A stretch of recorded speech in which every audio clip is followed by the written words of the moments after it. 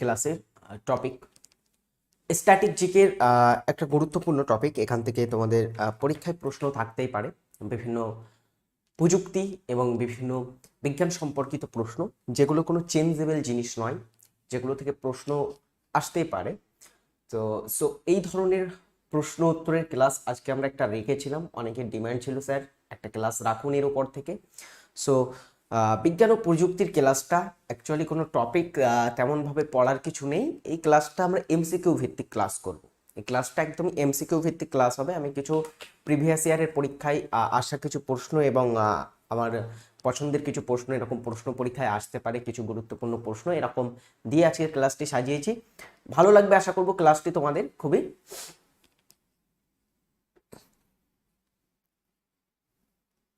ওকে, শুরু করি তাহলে আজকের ক্লাস। প্রথমে আমরা যে প্রশ্নটিতে আসবো সেটা হচ্ছে 2014 থেকে 2024 দশকের শেষে ভারত এখন বিশ্বের ড্যাশ বৃহত্তম মোবাইল ফোন উৎপাদনকারী দেশ হয়ে উঠেছে। এটা একটা হচ্ছে কারেন্ট অ্যাফেয়ার্সের প্রশ্ন, কিন্তু বিজ্ঞান প্রযুক্তির প্রশ্ন আবার এটা। 2014 থেকে 2024 একটা এক দশক। এই দশকের ভিতরে ভারত এখন বিশ্বের ড্যাশ বৃহত্তম ফোন উৎপাদনকারী দেশ হয়ে উঠেছে। আমাদের দেশের প্রত্যেকের প্রায় নাগরিকদের কাছে এখন মোটামুটি একটা না একটা মোবাইল ফোন আছে, অলমোস্ট প্রায় বেশিরভাগ নাগরিকদের কাছে।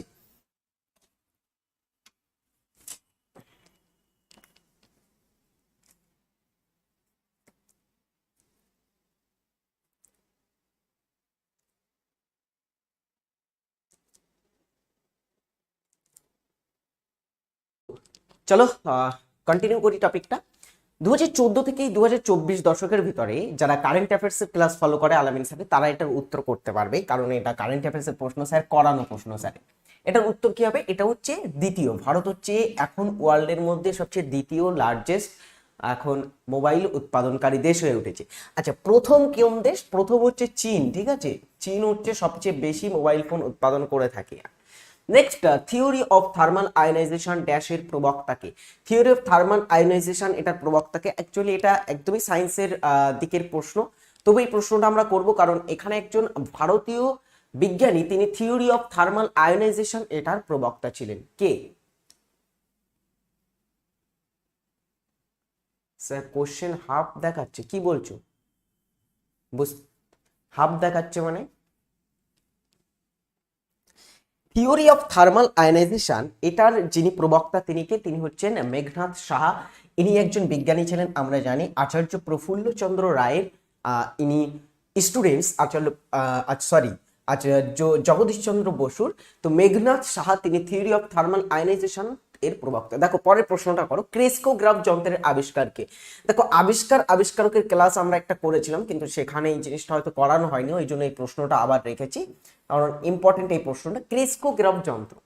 আচ্ছা, প্রথমে আমাদের জানতে হবে ক্রেস্কোগ্রাফ এই যন্ত্রটা কি। আসলে এই যন্ত্রটা কি, এটার মাধ্যমে কি করা হয়? ক্রেস্কোগ্রাফ যন্ত্রের মাধ্যমে উদ্ভিদের বৃদ্ধি পরিমাপ করা হয়। পরিমাপক যন্ত্র হচ্ছে ক্রেস্কোগ্রাফ। তো এই ক্রেস্কোগ্রাফ যন্ত্রটি যিনি আবিষ্কার করেছিলেন তিনি কে? তিনি হচ্ছেন আচার্য Jagadish Chandra Basu. Very very important কিন্তু এই প্রশ্নটা। নেক্সট দেখো, আরো ইন্টারেস্টিং প্রশ্ন কিন্তু আছে, যেমন এই প্রশ্নটা ডব্লিউবিসিএস এর মেইন পরীক্ষায় আসা প্রশ্ন। নিচের কোন ব্যক্তি বিশ্বের প্রথম ডিজিটাল অ্যান্ড প্রোগ্রামেবল রোবট আবিষ্কার করেছিলেন? এবং এসএসসির পরীক্ষায় কিন্তু এই প্রশ্নটা এসেছে সিএইচএসএল এ। একজন ব্যক্তি নির্মিত যিনি প্রোগ্রামেবল রোবট, প্রথম বিশ্বের প্রোগ্রামেবল রোবট তিনি আবিষ্কার করেছিলেন। কে এদের মধ্যে? দেখো ভেরি ইম্পর্টেন্ট এই প্রশ্নটা। 1954 সাল নাগাদ একজন আমেরিকান প্রকৌশলবিদ বা আমেরিকান একজন হচ্ছে উদ্ভাবক ছিলেন, যার নাম হচ্ছে জর্জ ডেভল। ইনি হচ্ছেন একজন আমেরিকান বিজ্ঞানী। তিনি 1954-তে পৃথিবীর প্রথম প্রোগ্রামেবল রোবট আবিষ্কার করেছিলেন। এই প্রশ্নটা কিন্তু ভেরি ইম্পর্টেন্ট প্রশ্ন। তো রাইট অ্যান্সার কি হবে? এটা হচ্ছে অপশন এ, জর্জ ডেভল। ভারতের প্রথম সূর্য অভিযান মিশন প্রকল্পটির নাম কি? ভারতের যে প্রথম সূর্য অভিযান মিশন, এটার নাম কি হতে চলেছে?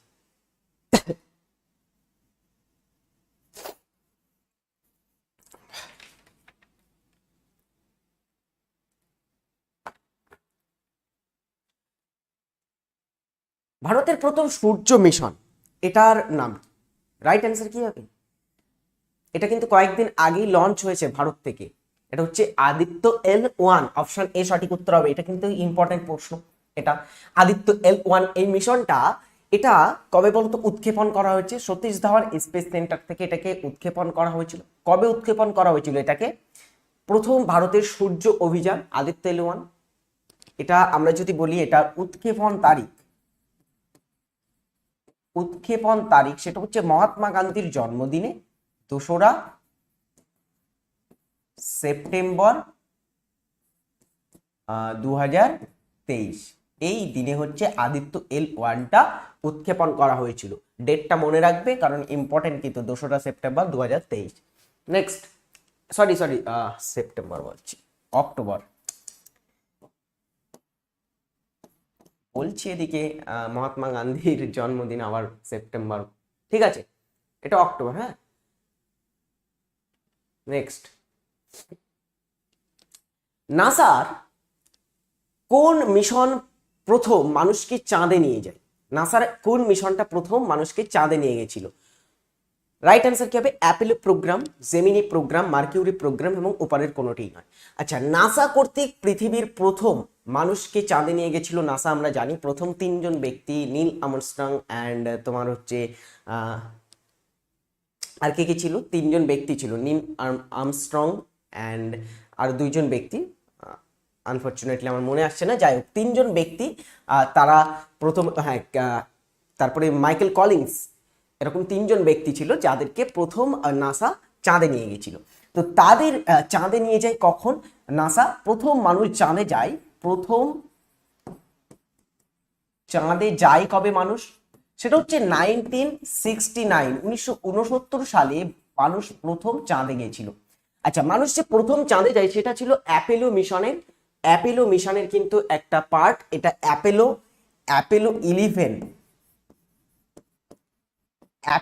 11 যান বা 11 মিশনে কিন্তু মানুষ প্রথম চাঁদে গেছিল। আর নীল আর্মস্ট্রং তিনি হচ্ছেন প্রথম ব্যক্তি হিসাবে চাঁদে পদার্পণ করেছিলেন। এটা আমরা জানি, সেটা হচ্ছে 1969 সালে। ঠিক আছে,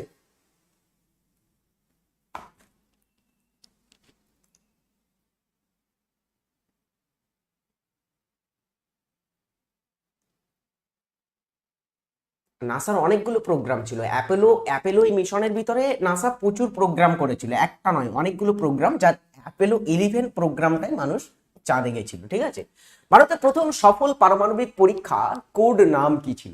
এই প্রশ্নটাও সুন্দর একটা প্রশ্ন। ভারতের প্রথম যে সফল পারমাণবিক পরীক্ষা ছিল সেটার কোড নেম কি ছিল? ভারত কবে প্রথম তার সফল পারমাণবিক যে বিস্ফোরণ সেটা করিয়েছিল বা পারমাণবিক পরীক্ষা করেছিল? ভারত কিন্তু বর্তমানে একটা পারমাণবিক শক্তিধর দেশ। আগে তোমার হচ্ছে চায়না, রাশিয়া অ্যান্ড আমেরিকা যুক্তরাষ্ট্র, ফ্রান্সের মতো দেশগুলো ছিল পারমাণবিক শক্তিধর দেশ। পরবর্তীতে ভারত 1974 সালে প্রথম ভারত একটা পারমাণবিক শক্তি পরীক্ষাকরণ করেছিল। কোথায় করেছিল? রাজস্থানের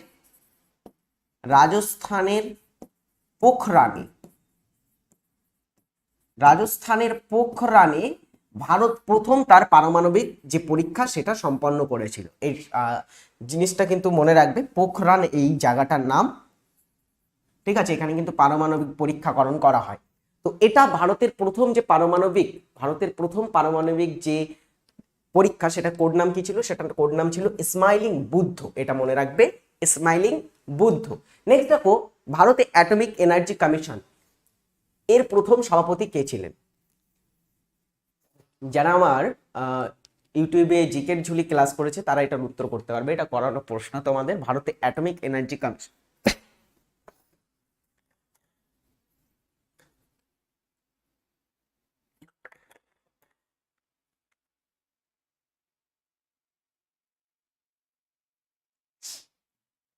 কি হবে এটার উত্তর?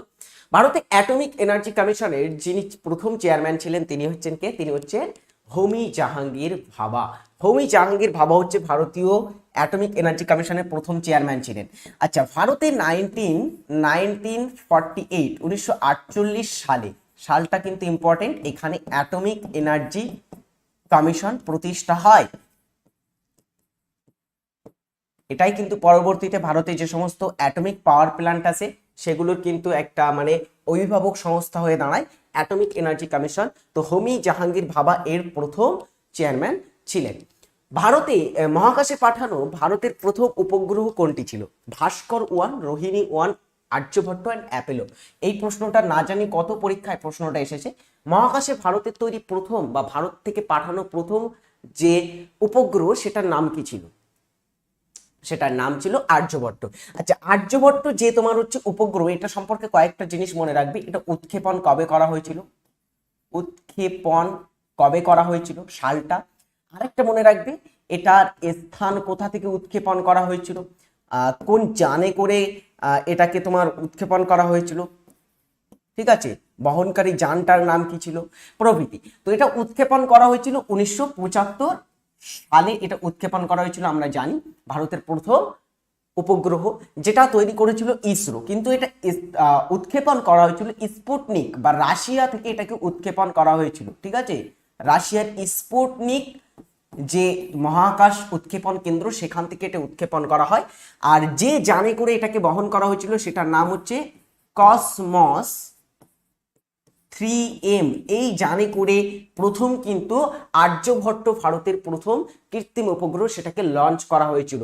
তো এটাও মনে রাখবে, যানটা থেকেও কিন্তু প্রশ্ন আসে কোন যানে করে সেটাকে পাঠানো হয়েছিল। কসমস 3M এই যানে করে কিন্তু প্রথম আর্যভট্টটাকে লঞ্চ করা হয়। চ্যাট জিপিটি কি? Software, machine code, Russian missile and artificial intelligence. Chat জিপিটির নাম শোনেনি এখন আপাতত কেউ নেই এখানে। চ্যাট জিপিটি, কিউ স্টার, তারপরে হচ্ছে আরো এরকম বিভিন্ন কিন্তু বর্তমানে কিছু খবরের শিরোনামে থাকা নাম বা কোড আমরা শুনেছি। তো এগুলো কি? চ্যাট জিপিটি আসলে কি? চ্যাট জিপিটি হচ্ছে একটা আর্টিফিশিয়াল ইন্টেলিজেন্স। চ্যাট জিপিটি 2022 সালের একদমই শেষের দিকে, নভেম্বর মাসের দিকে এটাকে লঞ্চ করা হয়েছিল। চ্যাট জিপিটি কারা লঞ্চ করেছিল? কারা লঞ্চ করেছিল? ওপেন এআই নামক সংস্থা, তাই তো। স্যাম অল্টম্যানের নাম তোমরা নিশ্চয়ই শুনেছো, ওপেন এআই এর সিইও তিনি। তো ওপেন এআই, এই ওপেন এআই কিন্তু প্রথম আর্টিফিশিয়াল একটা মানে ইন্টেলিজেন্স হিসাবে চ্যাট জিপিটিটাকে লঞ্চ করে কিন্তু একটা সমগ্র বিশ্বে একটা সাড়া ফেলে দিয়েছিল, আমরা জানি। তো এটা হচ্ছে চ্যাট জিপিটি, আর্টিফিশিয়াল ইন্টেলিজেন্স বা এআই। ভারতের প্রথম সুপার কম্পিউটার যেটার নাম হচ্ছে পরম 8000, এটা মনে রাখবে, নামটা কিন্তু ইম্পর্টেন্ট। পরম 8000 হচ্ছে ভারতের প্রথম super computer. Very very important. ভারতের প্রথম সুপার কম্পিউটার কোনটি? সেটা হচ্ছে পরম 8000। কোন সালে চালু হয়েছিল এটা? দেখো, এটা যথেষ্ট কঠিন প্রশ্ন। এটার উত্তর হবে 1991 সালে পরম, এটা কিন্তু ভারতের প্রথম সুপার কম্পিউটার ছিল যেটা চালু হয়েছিল। নিম্নলিখিতগুলির মধ্যে কোনটি ভারতের প্রথম মানব বা মহাকাশ কর্মসূচি বলে অভিহিত করা হয়েছে? আচ্ছা, এর মধ্যে কোনটি ভারতের প্রথম মানব মহাকাশ কর্মসূচি হতে চলেছে? মহাকাশ নয়, অ্যাকচুয়ালি মানব চাঁদ বা চাঁদে যাওয়ার একটা মিশন ভারত করেছে, সেটার নাম কি? কি বলতো?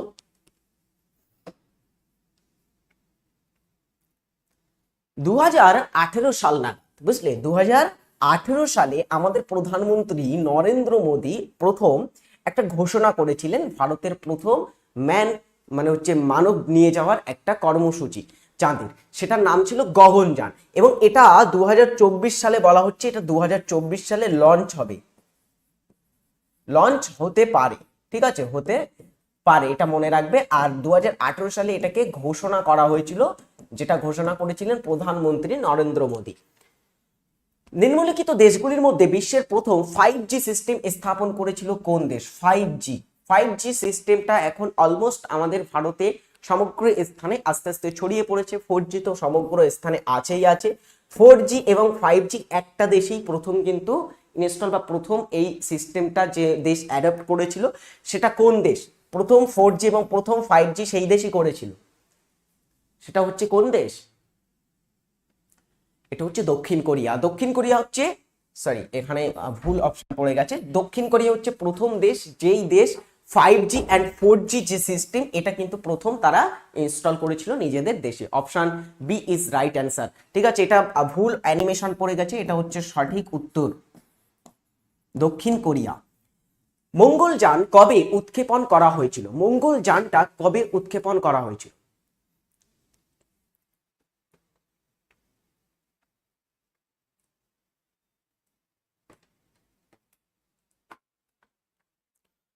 মঙ্গলযান হচ্ছে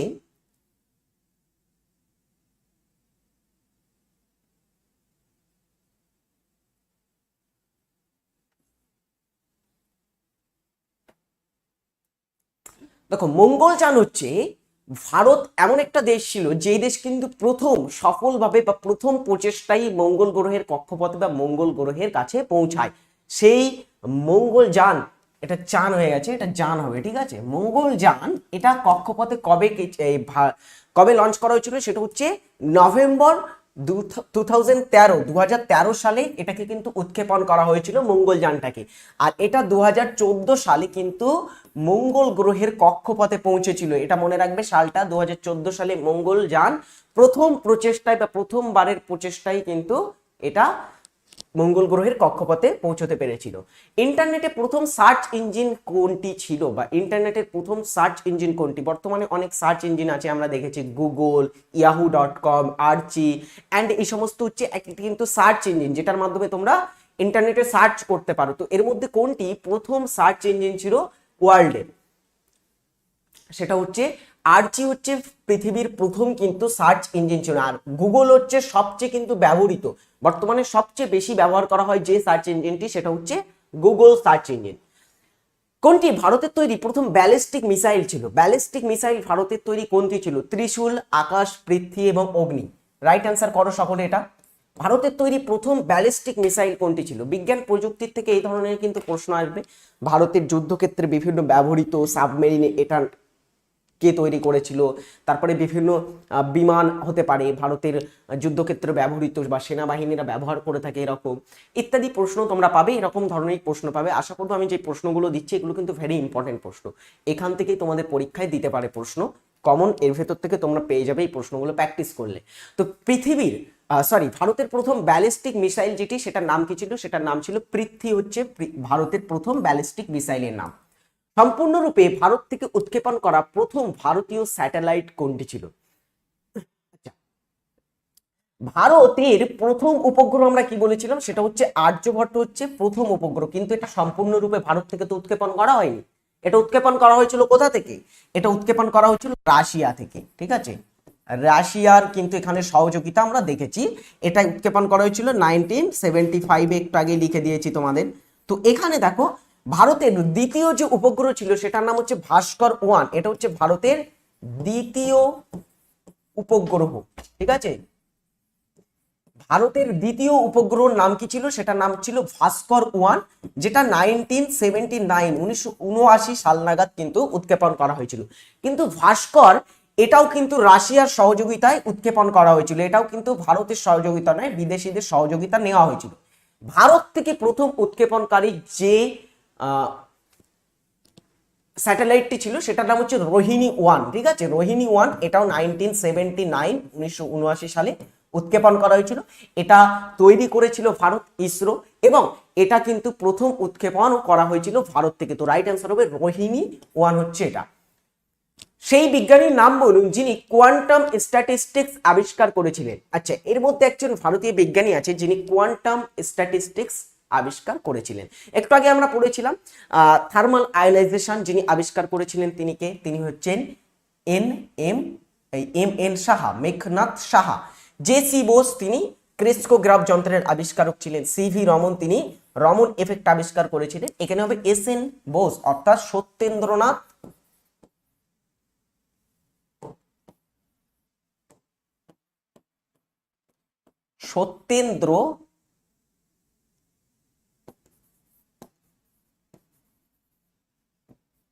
বসু, ঠিক আছে। সত্যেন্দ্রনাথ বসু ইনি হচ্ছে এস.এন. ব্যানার্জি নামে পরিচিত। পরেরটা, ভারতের কোন রাজ্যকে প্রথম ডিজিটাল রাজ্য হিসাবে ঘোষণা করা হয়েছে? ভারতের কোন রাজ্যটা হচ্ছে ভারতের প্রথম ডিজিটাল রাজ্য? রাইট অ্যান্সার কি হবে?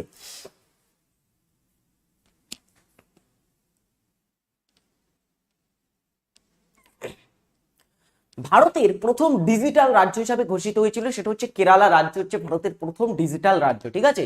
জেড বিমান কোন নীতির উপর ভিত্তি করে কাজ করে? এটা দেখো একদমই ফিজিক্সের প্রশ্নে চলে গেছে। আমি অ্যাকচুয়ালি অনেকগুলো প্রশ্ন করাচ্ছিলাম, তখন আমার এই কোশ্চেনটা সামনে আসলো। তো এই কোশ্চেনটা আমি দেখেছিলাম যে পরীক্ষায় এসেছে, ঠিক আছে। তো আমি ভাবলাম এই কোশ্চেনটা তোমাদের একটু করিয়ে দিই। এটা হচ্ছে একদমই ফিজিক্সের উপরে কোশ্চেন। এটার উত্তর কি হবে? জেট বিমানগুলো বা বিমানগুলো সাধারণত কাজ করে থাকে কিসের উপরে? রকেটগুলো এগুলো কাজ করে থাকে নিউটনের তৃতীয় গতিসূত্রের উপরে। এগুলো প্রত্যেক ক্রিয়ার সমান ও বিপরীতমুখী প্রতিক্রিয়া আছে আমরা জানি।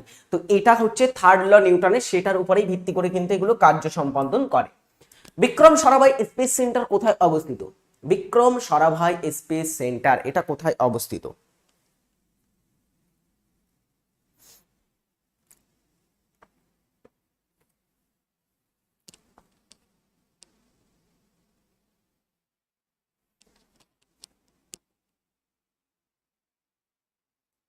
ভেবেচিন্তে অ্যান্সার করো। বিক্রম সারাভাই বলা হয়েছে। শ্রীহরিকোটাতে কি বিক্রম সারাভাই না সতীশ ধাওয়ান স্পেস সেন্টার? এটা হবে তিরুবনন্তপুরম, যেটা অবস্থিত হচ্ছে কেরালায়। এটা কেরলের রাজধানী, ঠিক আছে, কেরলের রাজধানী। আর এখানে কি, এখানে অবস্থিত সতীশ ধাওয়ান স্পেস সেন্টার।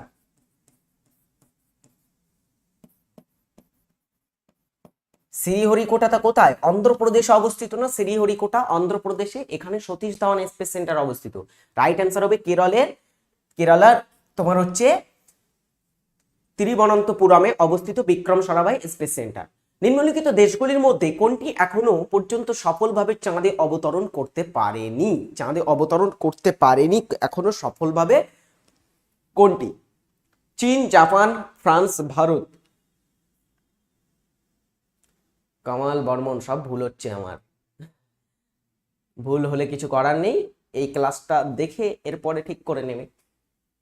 ভুল তো হবে, প্রথম প্রথম শিখতে গেলে ভুল হবে, কিছু করার নেই। দেখো, চাঁদে এখনো পর্যন্ত সফলভাবে লঞ্চ করতে পারেনি বা এখনো চাঁদে অবতরণ করতে পারেনি, সেটা হচ্ছে ফ্রান্স। আচ্ছা, চাঁদে অবতরণ করেছে সফলভাবে চীন করেছে, জাপান করেছে, ভারত এই কয়েকদিন আগে সফলভাবে বিক্রম ল্যান্ডার সেখানে সফট ল্যান্ডিং করেছে আমরা জানি, যেটা হচ্ছে তোমার চন্দ্রযান 3-এর মাধ্যমে। এছাড়া পৃথিবীতে আরো একটি দেশ যেটার নাম হচ্ছে তোমার কি বলতো, আরেকটা দেশের নাম হচ্ছে ইউএসএ, তারা চাঁদে সফলভাবে অবতরণ করেছে। তো এই সমস্ত দেশগুলো কিন্তু চাঁদে সফলভাবে অবতরণ করেছে, ঠিক আছে। আরেকটা রাশিয়া, তাই না? রাশিয়া। তো এই 5টি দেশ সফলভাবে এখনো চাঁদে অবতরণ করতে পেরেছে। ডেটা ট্রাফিকের ক্ষেত্রে বিশ্বের বৃহত্তম টেলিকম অপারেটর হয়ে উঠেছে নিম্নের কোনটি? তাজ আলী বলছে বাংলাদেশ। হ্যাঁ, বাংলাদেশও পৌঁছেছে চাঁদে। 5টি দেশ পৌঁছেছে, চীন, রাশিয়া, তারপরে হচ্ছে ইউএসএ, জাপান অ্যান্ড ইন্ডিয়া, এই সমস্ত দেশগুলো কিন্তু পৌঁছেছে। তো এর মধ্যে কোনটি বিশ্বের বৃহত্তম টেলিকম অপারেটিং সিস্টেম বা অপারেটর হয়ে উঠেছে? সেটা হচ্ছে রিলায়েন্স জিও। বিক্রম ল্যান্ডার কবে সফলভাবে চাঁদের মাটিতে অবতরণ করেছিল? আচ্ছা, এটা একটু কিন্তু ইম্পর্টেন্ট। আমাদের ভারত 3টে মিশন করেছিল চাঁদে যাওয়ার জন্য। একটা হচ্ছে চন্দ্রযান 1 মিশন, এটা ছিল। আরেকটা হচ্ছে চন্দ্রযান 2 মিশন চাঁদে পৌঁছানোর জন্য। তো দেখো, এগুলি কবে লঞ্চ করা হয়েছিল? চন্দ্রযান 1টা এটা 2008 সালে এটাকে কিন্তু লঞ্চ করা হয়েছিল, ঠিক আছে। আর চন্দ্রযান 2টা লঞ্চ করা হয়েছিল 2019 সালে। তো এই 2 সালে দুটো তোমার হচ্ছে ভারতের প্রথম চন্দ্রযান লঞ্চ করা হয়েছিল। এটা প্রথম যে চন্দ্রযান, সেটা একদমই এটা চাঁদের মানে মাটি স্পর্শ করেছিল, কিন্তু একদমই সফট ল্যান্ডিং কিন্তু হয়নি। চন্দ্রযান 2টা আমরা জানি এটার কমিউনিকেশন বিচ্ছিন্ন হয়ে গেছিল তোমার হচ্ছে ইসরোর সঙ্গে। পরবর্তীতে চন্দ্রযান 3 লঞ্চ করা হয়েছিল আমাদের 2023 সালে। এটা কিন্তু খুবই গুরুত্বপূর্ণ, চন্দ্রযান 3টা কবে লঞ্চ করা হয়েছিল। এটা যদি আমরা লঞ্চ বলি, কবে হয়েছিল? এটা লঞ্চ হয়েছিল 14ই জুলাই, তাই না? 14ই জুলাই 2023 সালে এটাকে লঞ্চ করা হয়েছিল। এটা কিন্তু ডেটটা খুবই গুরুত্বপূর্ণ, এবং শ্রীহরিকোটা থেকে এটাকে লঞ্চ করা হয়। শ্রীহরিকোটা থেকে এটাকে লঞ্চ করা হয়েছিল, এবং এটা কয়েকটা পার্ট ছিল চন্দ্রযান 3-র। এবং চন্দ্রযান 3টা যখন সফট ল্যান্ডিং, মাটিতে প্রথম সফট ল্যান্ডিং করে, এটা হচ্ছে বিশ্বের প্রথম তোমার হচ্ছে মিশন বা বিশ্বের প্রথম মিশন হয়ে যায়, বা বিশ্বের প্রথম কোনো দেশ হিসাবে চাঁদের সাউথ পোল দক্ষিণ মেরুতে কিন্তু লঞ্চ করা বা দক্ষিণ মেরুতে মাটিকে স্পর্শ করা প্রথম মিশন বা প্রথম দেশ হয়ে যায় ভারত কিন্তু এটার মাধ্যমে। কবে? 23 আগস্ট 2023 সালে কিন্তু চাঁদের মাটিতে বিক্রম ল্যান্ডারটা লঞ্চ করেছিল। আচ্ছা, চন্দ্রযান 3 যে ল্যান্ডার সেটার নাম ছিল বিক্রম, এবং এই ল্যান্ডারের ভিতরটা রোভার ছিল। রোভারটার নাম কি ছিল বলতো? রোভার এর নাম কি ছিল? পরীক্ষায় থাকতেই পারে। চন্দ্রযান 3 ভিতরে একটা রোভার ছিল যেটা কিন্তু চাঁদের মাটিতে চাঁদের মাটির নমুনা বা সেখানকার জলবায়ুর নমুনা কিন্তু গ্রহণ করছে, যেটার নাম হচ্ছে প্রজ্ঞান। তো প্রজ্ঞান রোভার অ্যান্ড এই যে বিক্রম ল্যান্ডার এগুলো চাঁদের মাটিকে স্পর্শ করেছিল 23 আগস্ট 2023 সালে, এবং এটাকে লঞ্চ করা হয়েছিল 14 জুলাই। এটা সালটা কিন্তু একদমই ইম্পর্টেন্ট, ভেরি ভেরি। ঠিক আছে, নেক্সট দেখো, আন্তর্জাতিক মহাকাশ স্টেশনের প্রথম অংশটি কবে চালু হয়েছিল? আচ্ছা, আন্তর্জাতিক মহাকাশ স্টেশন তোমরা যদি না জানো, একটা আমাদের আন্তর্জাতিক বা ইন্টারন্যাশনাল মহাকাশ স্টেশন আছে উপরে, ঠিক আছে?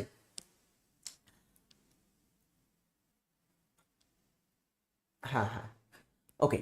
তো এই ইন্টারন্যাশনাল মহাকাশ যে স্টেশনে সেটা চালু হয়েছিল কবে? সেটার প্রথম অংশটি চালু হয়েছিল 1998 সালে। ঠিক আছে, ইন্টারন্যাশনাল যে মহাকাশ স্টেশন আছে। ইন্টারন্যাশনাল ইনস্টিটিউট অফ ভাইরোলজি কোথায় অবস্থিত? আচ্ছা, ভাইরোলজি হচ্ছে ভাইরাস সংক্রান্ত যেখানে গবেষণা করা হয় সেটাকে ইন্টারন্যাশনাল ইনস্টিটিউট অফ ভাইরোলজি বলা হয়ে থাকে। তো এটা কোথায় অবস্থিত?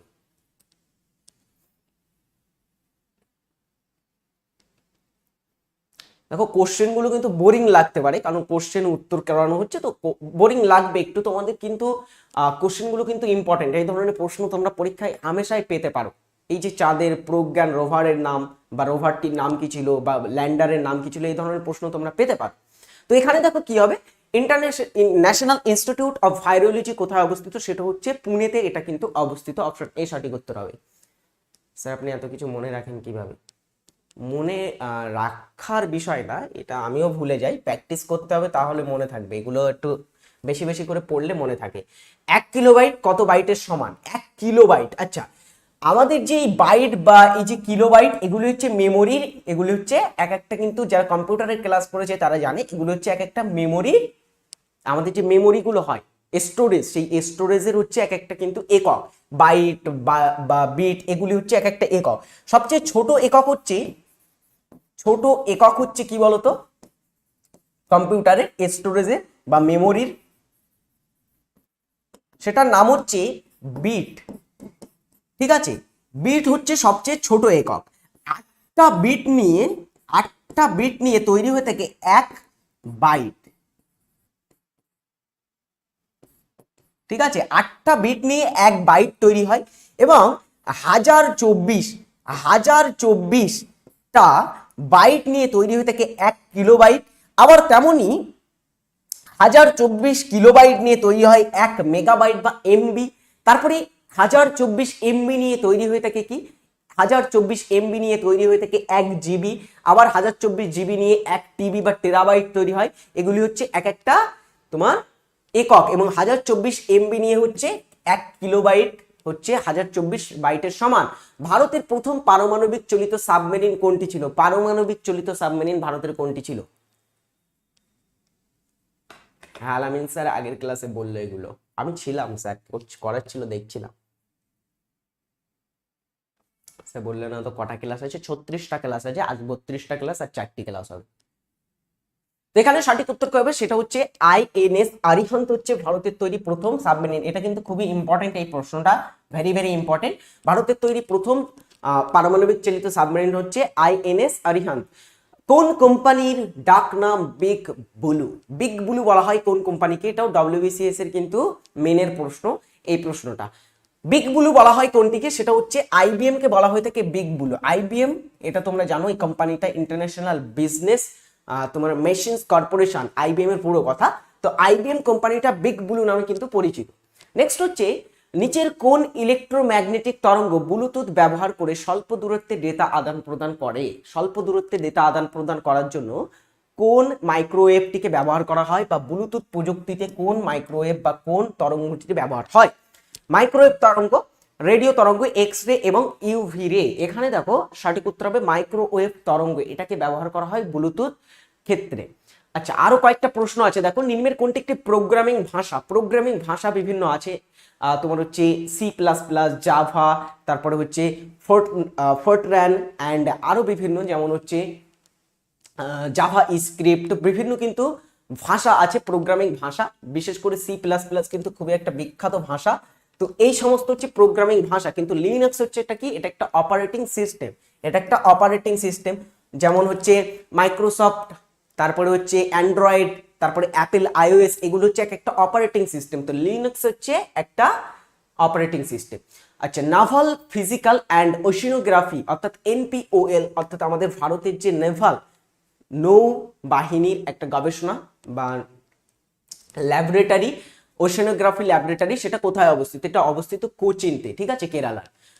কার্বন ডেটিং কৌশলটি বয়স অনুমান করতে ব্যবহৃত হয়। শিলা, স্মৃতি স্তম্ভ, মাটি এবং জীবাশ্ম কোনটির বয়স নির্ধারণ করতে ব্যবহৃত হয়ে থাকে? এটি। হ্যাঁ, পাইথন, পাইথনও একটা হচ্ছে তোমার প্রোগ্রামিং ভাষা, ঠিক বলেছো। এখানে সঠিক উত্তর কি হবে? সেটা হচ্ছে জীবাশ্মর বয়স নির্ধারণ করতে কার্বন ডেটিং এর ব্যবহার করা হয়। বসু বিজ্ঞান মন্দির কে প্রতিষ্ঠা করেছিলেন? 1917 সালে, 1917 সালে কলকাতাতে বসু বিজ্ঞান মন্দির বা বোস ইনস্টিটিউট প্রতিষ্ঠা হয়েছিল। যেটার প্রতিষ্ঠাতা ছিল কে? যেটার প্রতিষ্ঠাতা ছিল আচার্য জগদীশ চন্দ্র বসু। ভারতে মঙ্গল মিশন জীবনের প্রমাণ হিসাবে যে গ্যাস খুঁজেছে।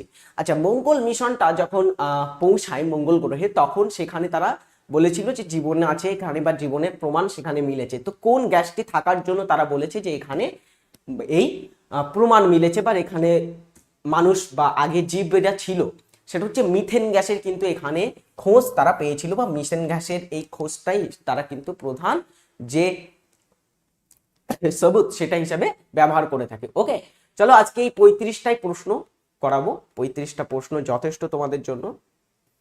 35টা প্রশ্নের ভিতর থেকে আশা করবো পরীক্ষা এখানে প্রশ্ন আসলে তোমরা কমন পেয়ে যাবে। সাল যুদ্ধ, আরে সাল যুদ্ধ আমার পার্ট না, হিস্ট্রির পার্ট, ওগুলো আমি করাতে পারবো না। হিস্ট্রি যিনি টিচার আছেন তিনি করাবেন। রাজ্যের প্রকল্প অবশ্যই চেষ্টা করব রাজ্যের প্রকল্প প্রশ্ন রাখতে। 4টি ক্লাস আছে, 4টি কিন্তু প্র্যাকটিস ক্লাস হবে, এটা বলে দিচ্ছি আগে থেকে। এবার তার ভিতরে তোমাদের অন্যান্য, স্যার আরে ওয়াসিম তুমি এই ধরনের ক্লাসগুলো পাবে না এখানে। কোন যন্ত্রের সাহায্যে কি পরিমাপ করা হয় ওটাও কিন্তু আমার টপিক নয়। এগুলো হচ্ছে কি, এগুলো হচ্ছে কিন্তু অন্য শাখার যদি বলি সেগুলো টপিক।